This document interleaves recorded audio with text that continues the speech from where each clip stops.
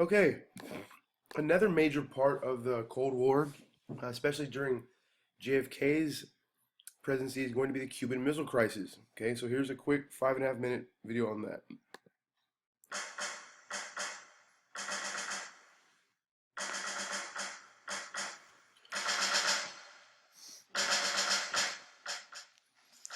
In 1962, the Cold War was heating up in America's backyard. Since aligning himself with the Soviet Union, Cuban dictator Fidel Castro was an object of growing U.S. concern. A failed attempt to oust him from power in April 1961 through the use of Cuban exile forces emboldened both Castro and his Kremlin supporters. In May 1962, Soviet Premier Nikita Khrushchev offered to install offensive nuclear weapons in Cuba. Castro readily agreed, viewing the missiles as a deterrent against another U.S. attempt to force him from power. Missiles began to arrive that summer under the tightest secrecy. Khrushchev's plan depended on getting the missiles operational before the Americans discovered they were there. But U.S. intelligence quickly learned that something unusual was afoot on the island nation.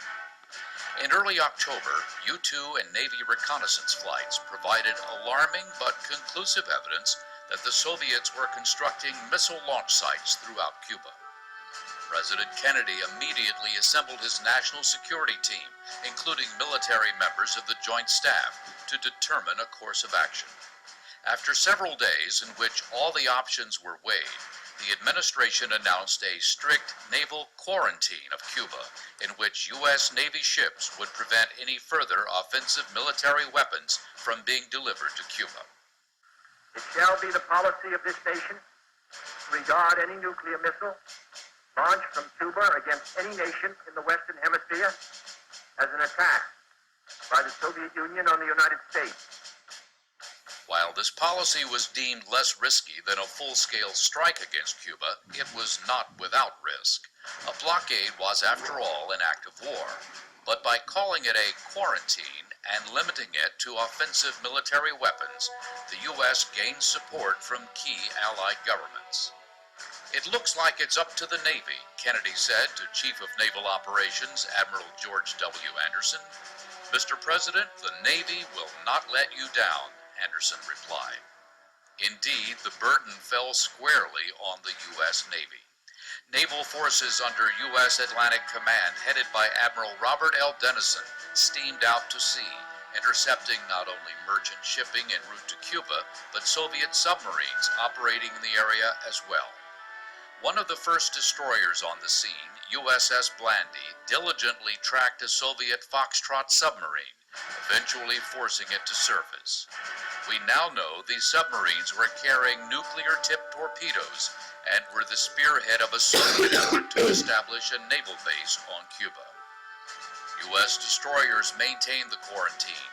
Radar picket ships, supported by Navy fighters and airborne early warning planes, assisted the U.S. Air Force's Air Defense Command in preparing to defend American airspace from Soviet and Cuban forces. The aircraft carriers, cruisers, destroyers, and Marine forces of the Second Fleet under Vice Admiral Alfred G. Ward were poised to launch air, naval gunfire, and amphibious strikes against Soviet and Cuban forces ashore if the quarantine failed. For 13 days in late October, the world held its breath. This is Radio Moscow. Premier Khrushchev has sent a message to President Kennedy today.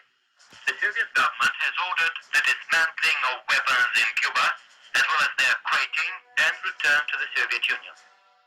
The Soviet ships turned back. The crisis was over.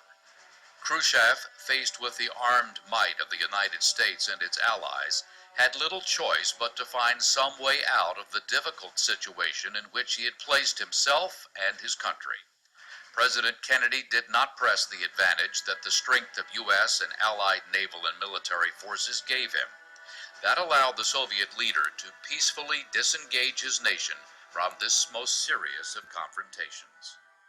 For the rest of the Cold War, the U.S. and Soviet Union never again reached the brink of what would have been a world-altering nuclear conflict. The lesson is clear. The U.S. Navy has kept the sea free for over 200 years.